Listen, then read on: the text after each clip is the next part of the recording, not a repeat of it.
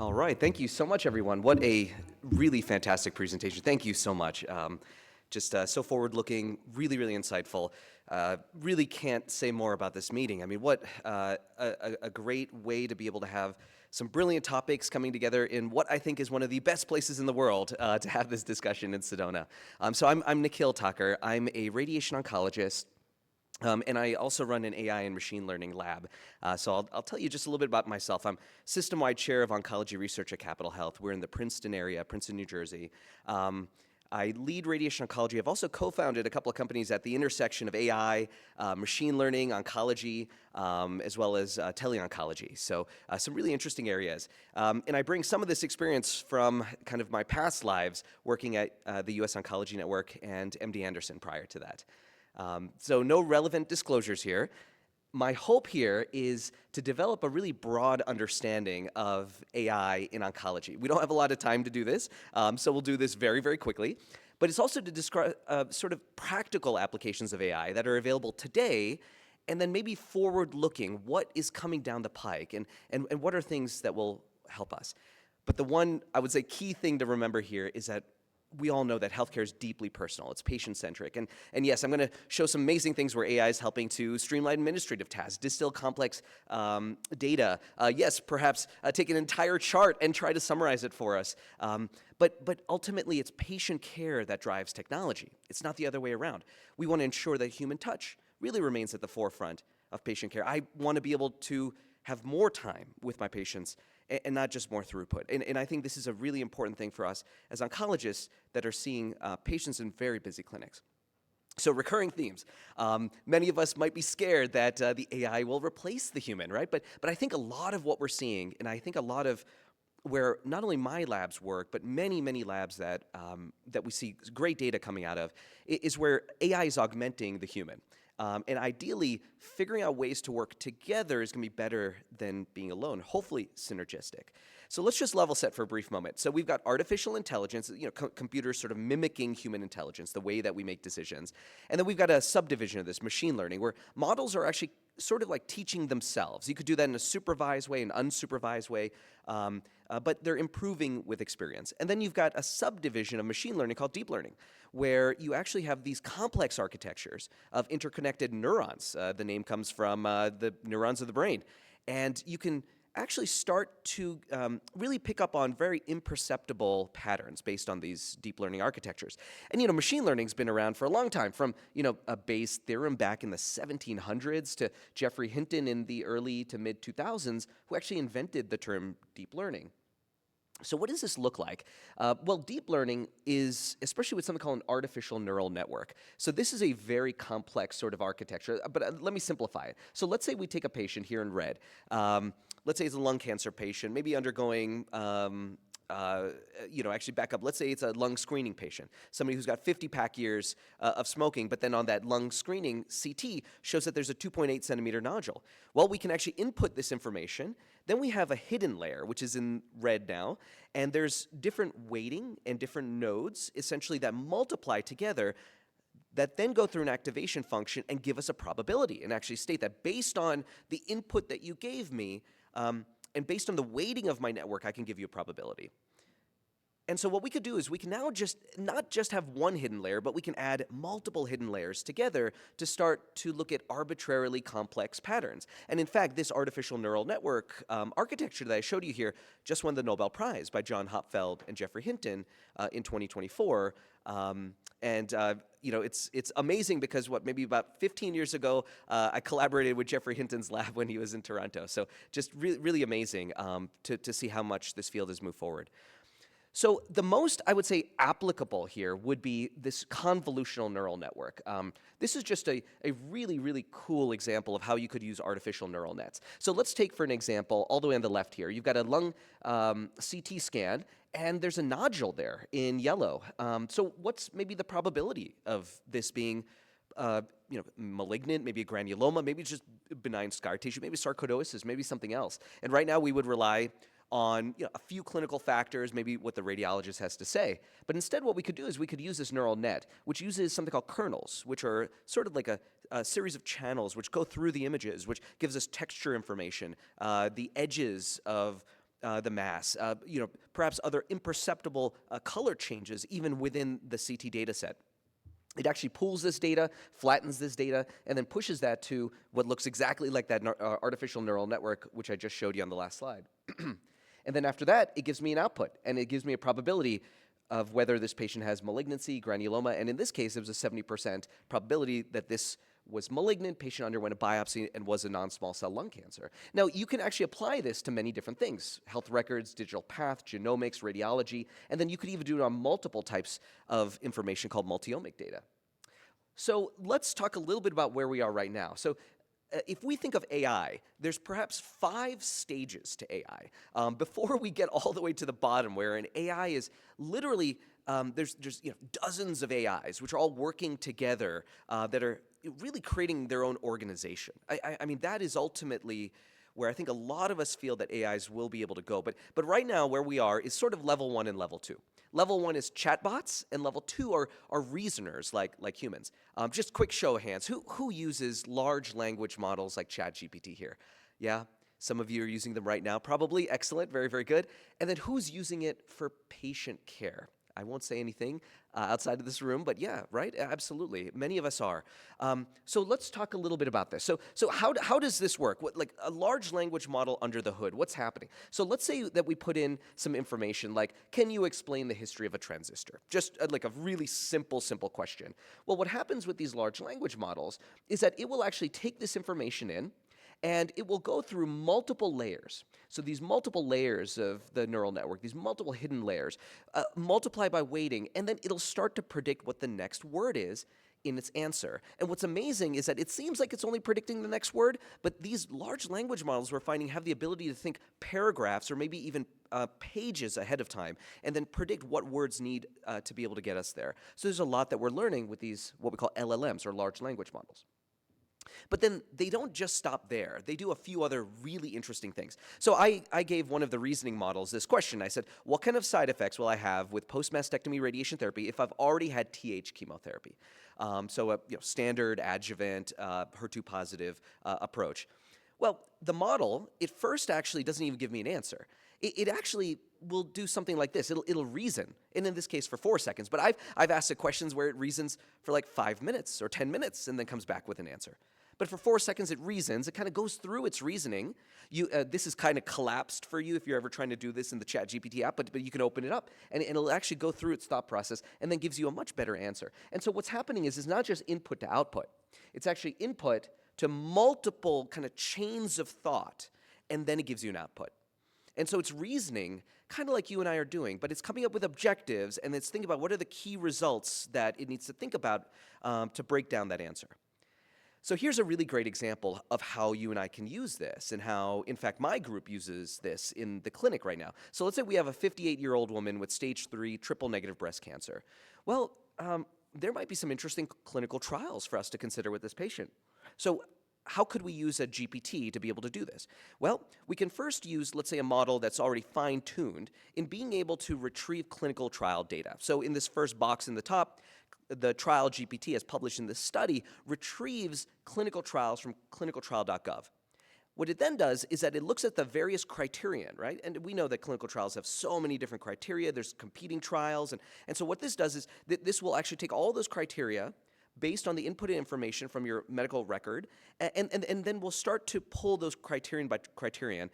We'll then aggregate the scores and then reshuffle its recommendations for clinical trials.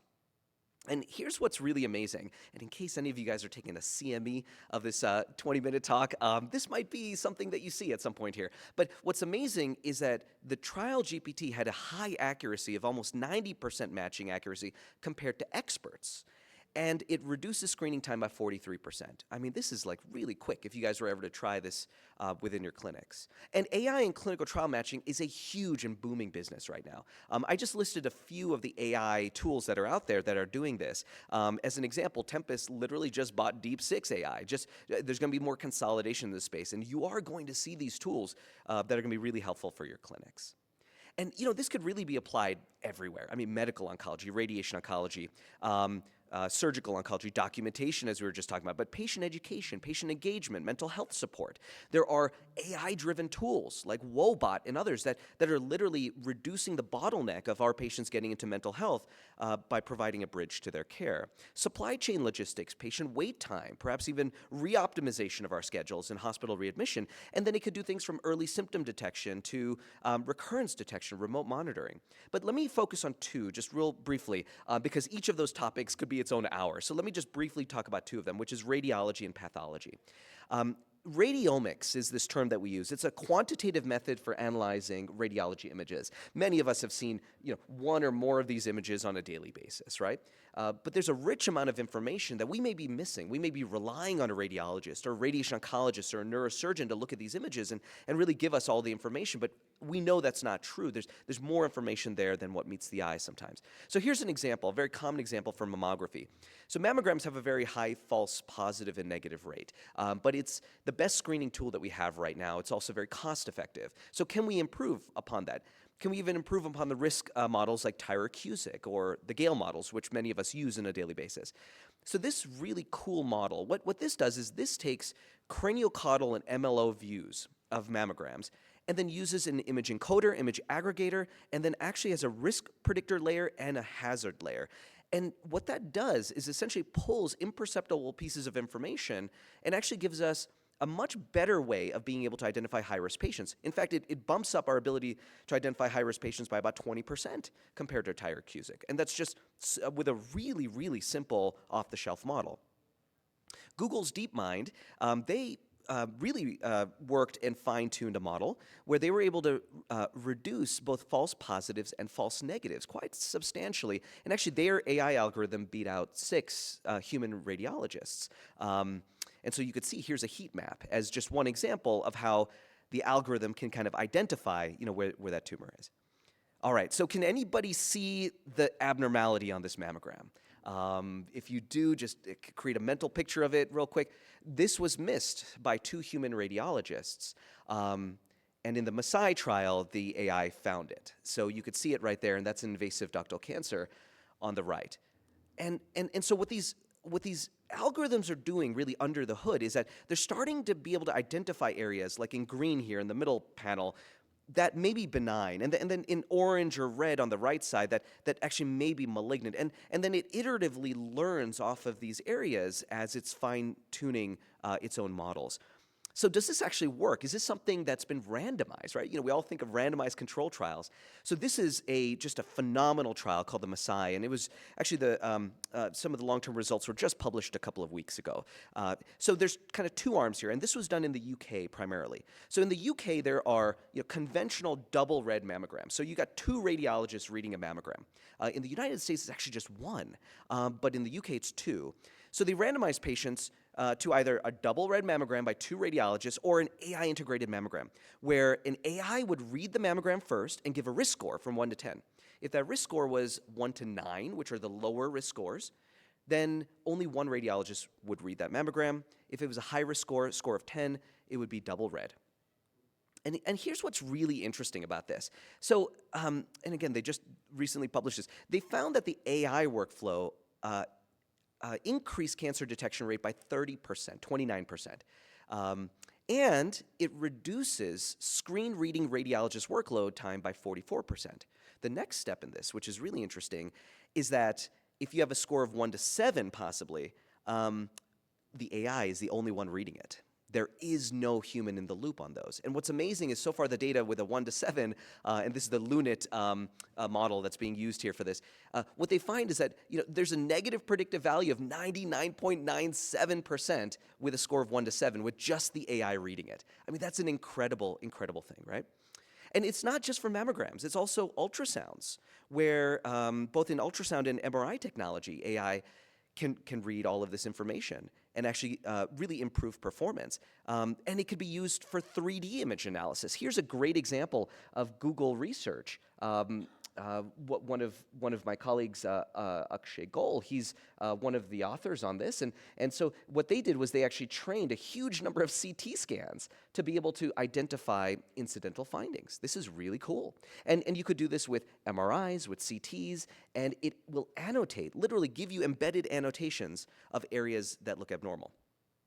And in my field of radiation oncology, one of the things that takes me hours and hours is actually working out contouring, segmentation. And what's amazing, this is an example of actually one of my patient's CT scans, literally took about 3 seconds, and it auto-contoured, auto-segmented more than 200 organs within this patient. And what's even better, this algorithm is called 3D Slicer. Feel free to Google it, and you download it completely free of charge, open source, right? So now you could deploy these things, maybe even in your own departments, and the data never needs to leak out, and it's all open source. So where are we going with this? Well, I think potentially what we're going to see is we're going to have an image, it's going to get classified by AI, it's going to risk predict, and then it's going to give us a low-risk, high-confidence pathway, or it's going to give us a high-risk, low-confidence pathway.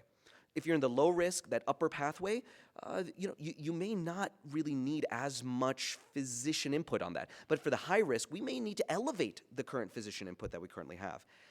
And this is also being done for digital pathology. So on the left side of this slide, you can see these whole slide imagers. Not every institution right now, especially in the United States, are using WSI, whole slide imaging. But as more and more will, I think over time, there are some advantages. So as an example, this was a skin biopsy that was done for a patient over on the right side of the slide. And the AI algorithm is literally just segmenting, tiling, adapting, doing extractions just on H&E stained biopsy of a skin lesion, and literally gives an answer within just a few minutes of doing this analysis, and said that this was a squamous cell cancer. And this is without a dermatologist in the loop. It's really amazing, and you could do this with whole slide imaging. And then you could also really have some stretch goals here. So you could use AI for H&E stained slides, again, no specific IHC being done or in situ hybridization, where AI can actually help to predict ER, PR, Ki67, HER2, even PD-L1 and tumor-infiltrating lymphocytes, just even using an H&E stained slide. And this has even come to the NCCN, which is amazing. So this is the first AI tool that's been approved by NCCN for prostate cancer. What it does is it takes in the typical sort of usual suspects of a patient's age, PSA, Gleason score, T-stage, but then it also has an AI layer built into it. That's at the bottom layer that you see right there. And that's where the AI reads the slide, comes up with its own risk stratification, adds that to the information it gets from the clinical variables, aggregates that together, and gives an AI score. And that AI score is better predictive of how a patient will do with prostate cancer. And so helps us to maybe even better predict who needs androgen deprivation therapy, who may need enzalutamide or some sort of a increase in escalation of therapy, and maybe even surveillance.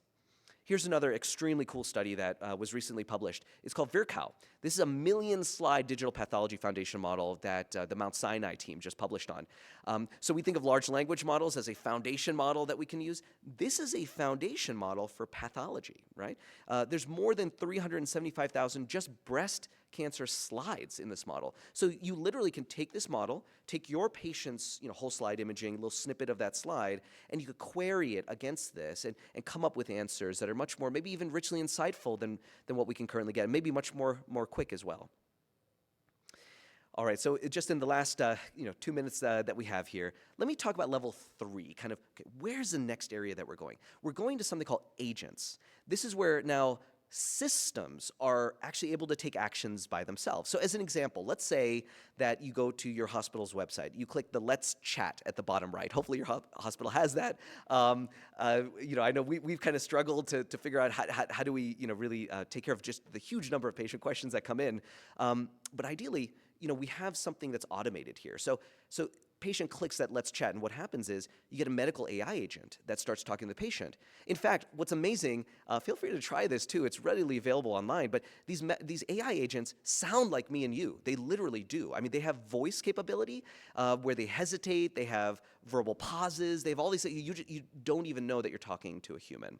But this medical AI agent has the ability to have access to tools, data, text, your medical record system, outside records, web searching, the ability ability to code. There are AI agents that can create APIs so it could pull information from the RADONC, EMR system. So it's not just looking at information, let's say from Cerner. I think what will also happen is that we'll get to digital twins. This is where there'll be a physical model like a patient, and then we literally take all of their information and create a virtual entity of them. That includes genomics, metabolomics, proteomics, EHR data, all of their history. And then we'll have an AI agent that's able to be used that can query against that and perhaps even help us to predict how a patient would do with a certain type of treatment. Drug development.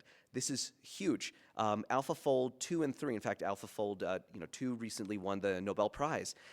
This is where now we have AIs that can predict sort of a 3D sequence just from a 2D DNA, RNA, amino acid sequence, right? And so we can discover drugs. We can model protein-protein interactions. But I think the really cool thing here is that you could actually engineer artificial proteins that we've never even seen naturally. And you could do that just simply based on a patient.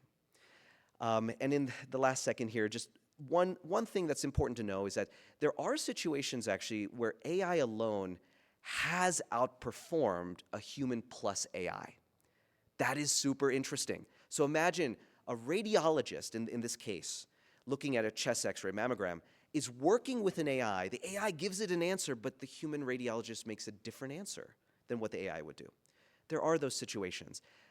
I think that this will be something that we need to figure out what is the best way to incorporate AI information into this. Maybe from the data gathering, maybe from AI analysis, maybe targeted clinical input. All right, so start using these tools. Please don't wait until they're perfect. Just start using them. Help to shape them. I think we're in a really unique time right now. Identify the biggest problems you guys face today and then explore if any of these could be solutions for it. Because remember, it's the problem that'll drive the solution. And AI may not always be better than humans and vice versa.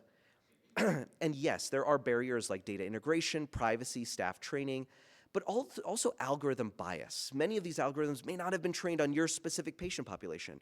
So we need to stay in the loop and understand what the limits are of these. So with that, thank you so much for your time, and happy to maybe take a couple of questions if we have a second. Yeah?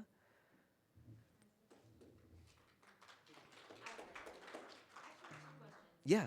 So this came across my radar about, and so I pulled the research. So I found an article, it was in the Nature Digital Medicine. Yes. And the title is Assessing and Alleviating, I've got mine on.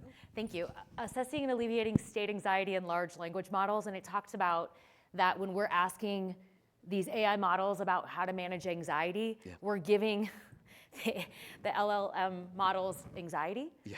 It's fascinating, but then, if we talk to them about the mindfulness-based strategies that it drives their reporting, I guess it would be. Yeah, so it goes back to what I was thinking, like we have to drive the models of AI from what our work, not just have them, they're reactionary. Exactly. It's like this whole pre-thing. So that was I would love you to comment, and then my last thing was barriers of, when we talk about billing and reimbursement. Yes. So anyway, just a comment and then a curiosity. Yeah, absolutely. Such great question. So a couple of really interesting things. One is, I do think we're going to find that these models are incredibly empathetic. Like they really have the ability to do so. There are some really, really cool studies that have been done, a couple recently published in JAMA and JAMA Oncology, where it really shows that an LLM-generated answer was voted to be more empathetic than the doctor's answer.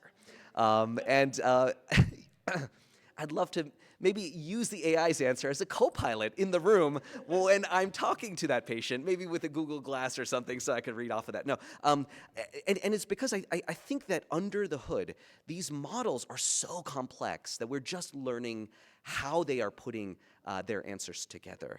So I agree with you. I think that there is going to be a huge aspect of how empathetic these models are, because they will ask questions to be able to understand where you are coming from. They'll drill down in ways that maybe we don't otherwise. So I think that that's going to be huge. I think the second piece of this is billing, which is really important.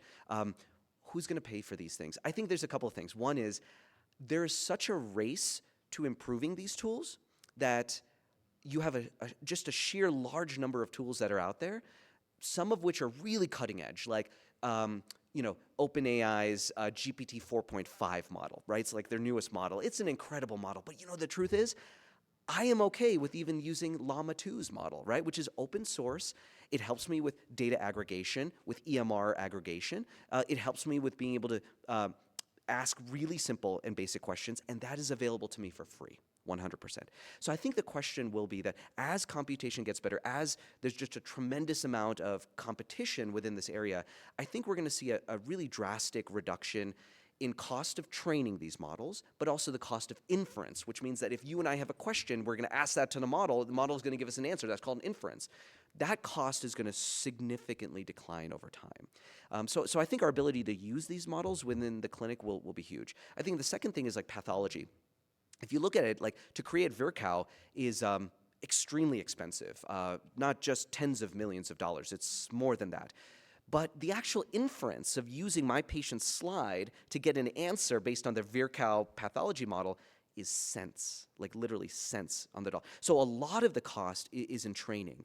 But that is going to be a sunk cost, for many of these companies. I think the inference is what's going to continue to get really competitive. So I think we're going to see ways of being able to incorporate that. I think the last comment just on that, though, is how do we safely deploy it within our systems? Because even if we can convince legally, compliance and others in our groups and our lawyers and in our hospital systems to be open to these things, how do you do it in such a way where you keep data private? HIPAA regulations, if we unfortunately leak data, are extremely expensive for everyone. So we need an update to HIPAA. I always say that, and that's a national conversation we're having. But I think B, what we do is we really identify how to deploy these locally. And this is a solution that my group does, that many groups do, where you essentially are not using Amazon Web Services or Microsoft Azure to host these models, right, for your system. Instead, what you're doing is you're actually identifying maybe unused computational resources within your system. RadOnc, as an example, has a lot of unused, sometimes computational capacity. We have GPUs. We use these for treatment planning, but we're not using them all the time. And so we're actually deploying these models in my department, and then other departments can tap into them. Yes, please. So obviously the models will make different mistakes than humans. In pathology, what are the mistakes or kind of the gaps that are there, so that as we start using these, we can potentially recognize them? I mean, what does it look like that we need to be keeping an eye out for there? That's a really great question. There's this concept of hallucinations, right? We hear about it all the time. You guys probably have hallucinations yourself, though, right? So I know I do, and my wife reminds me of that all the time. So this concept of hallucination is where the model itself just comes up with a false answer completely. And there's a lot that's being learned about these hallucinations, right? The question is, why is it doing that? Does it actually know the answer and then is somehow giving us a wrong answer, right?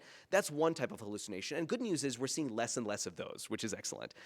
But where hallucinations, where we're seeing more of them, is where the foundation model and the training set, where there's a boundary to its knowledge, that's where we're seeing these hallucinations, because the model itself has no insight. It doesn't know what it doesn't know.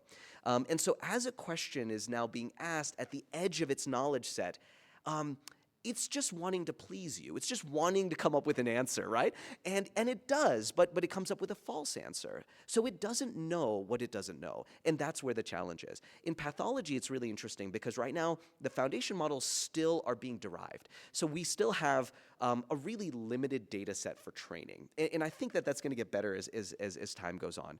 I think, for instance, like on that slide I was showing, we have a lot less hallucinations we're seeing for breast cancer than we are seeing for adrenal cortical carcinomas, right? Because there's very few within that data set. So I think that is where pathologists will come in, where they need to be within the loop to understand that, okay, the question that I'm querying, the answer I'm getting back, is something I would expect a higher probability of this being perhaps true, maybe representative of within the data. I think the other really interesting area is called explainability. So this is a whole area which is, it's just, gosh, like a 3-hour-long talk, but essentially in explainability, the idea is in that neural network, those thousands of layers, can you trace where and how the large language model is thinking? How's it coming up with its answer? Like if you were to ask the model that, hey, great answer, how did you come up with it? It's gonna give you a totally separate answer of how it came up with it than how it actually comes up with it inside of its neural network. So the thing is, if we could actually look inside the models, have better traceability, we can actually come up with a sort of a percentage probability of how accurate is that answer? And I think that information would be valuable to me and you to say that, hey, I've got an inference that the answers come back. I don't even know where to begin to question this answer because this is a really very difficult topic. And even me as a physician, I just don't know the answer to this. That's why I'm asking it. But I've got a 90% probability here that this model feels confident versus a 20%. So that's where the field is going. Yeah. Yes, please. So I know you mentioned about AI technology with mammography picking up more diagnoses as compared to mammographers. Is that going to create a problem with lead time bias versus time bias? Yes. Yes. I think so. Yes, absolutely. And back in the 90s, right, the lead time bias was the first thing, right, which kind of came up as we saw survival improvements in breast cancer patients, right? But it was because we were catching them earlier, right? What's really interesting about this is that one of the endpoints that they're looking at is interval cancers, right? So they're looking at interval cancers between mammograms. And that's what they're really finding the ability of that 29% increase in identification. They're really finding it between mammograms. And so therefore, yes, I think there'll be some lead time bias that plays into this, but this is essentially being able to identify, let's say these lesions maybe 1, 2, or 3 years earlier than they would have otherwise. So I think maybe some, but in the breast cancer world, probably a little bit less. I didn't have a chance to talk about it here, but there's a really super interesting algorithm that came out of the Beth Israel team up in Boston, where rather than breast cancer, they use the National Lung Screening Trial, the NLST, right, which a lot of us know about. That's where a lot of the data came in for approving a low-dose CT scan, right, for lung cancer screening. And it's a rich data set, right? And of course, it shows that there's improvement in mortality, et cetera, right? But what they did was they took that data set and they looked backwards with these neural nets. And they found that they could actually predict which lesions were going to become cancerous up to 3 years before they actually ever became cancerous and malignant on that NLST protocol. I think we're going to see lead time bias there, right? Because if you're able to catch lung cancer 3 years before it actually becomes cancer, you are really massive stage migration potentially is going to be happening from stage 3s to stage 1s, and so you're going to feel that a lot. But I think in mammography a little bit less so because these are interval cancers. Great question. Thank you. Absolutely. Well, great. Thank you so much, everyone, for your time. Thank you.